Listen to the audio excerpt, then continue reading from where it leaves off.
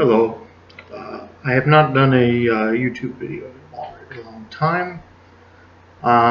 Hopefully this will work out. It'll get put on YouTube, get uploaded to it, and we can get started again. There's been a few changes, several changes actually, in my worldview and other things since I was last on YouTube. At the time, I was more of a libertarian Republican, Ron Paul stripe.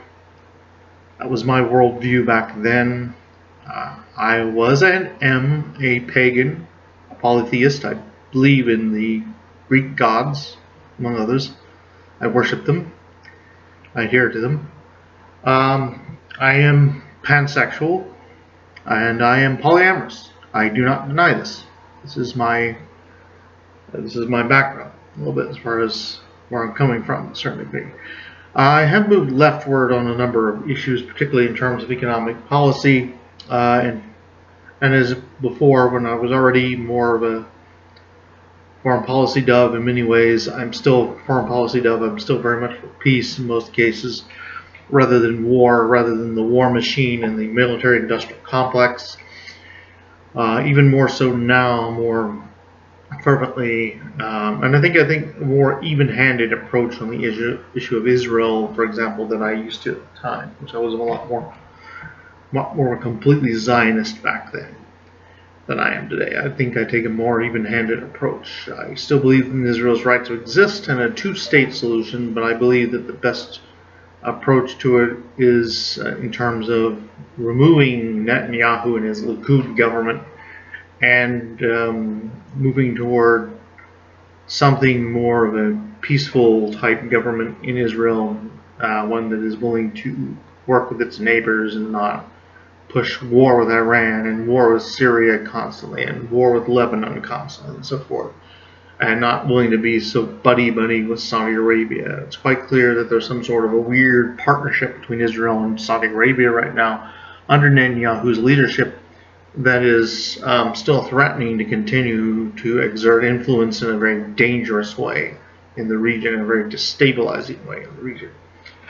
I am currently supporting Tulsi Gabbard for President of the United States. I do not believe in or accept the Assad apologist smears against her. I do not accept the Modi apologist smears against her, or the Putin apologist smears against her, or anything of the sort, or that she's some sort of Republican. Regardless of what you think about her healthcare policy, it is far to the left of anything supported by anyone other than Bernie Sanders.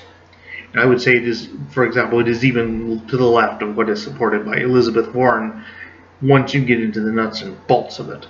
Because let's be blunt, Warren is being deliberately vague about her stance on Medicare and single payer and so forth. The fact of the matter is that she is the only candidate right now who is making foreign policy her centerpiece of her campaign. And I think that is a very relevant thing because she is running for the same job the rest of them are, which is that of the president, which is the head of state. She deals with foreign policy, and the head of government also dealing with foreign policy, the chief diplomat, and most importantly, the commander-in-chief of the armed forces. If you're a commander-in-chief of the armed forces, foreign policy and national security issues are the front and center of your agenda. And anyone who is ignoring that or downplaying foreign policy, you have to wonder what their angle is. Are they being given a foreign policy handed down to them on high? And I think, frankly, most of them are, not in the way that is obvious or even in a way that may be obvious to them, per se. They listen to their staffers and their foreign policy advisors and so forth, and they generally come from the same crowd of the national security establishment, the same people that gave us the Patriot Act, the same people that gave us Guantanamo Bay and all the issues that have happened with that, the same people with the Wolfowitz and so forth, and the neocon, the neoliberal agenda, who have given us wars with Iran, or with Iraq, and several other things. So, it's the same crowd. And I will be back. Continue.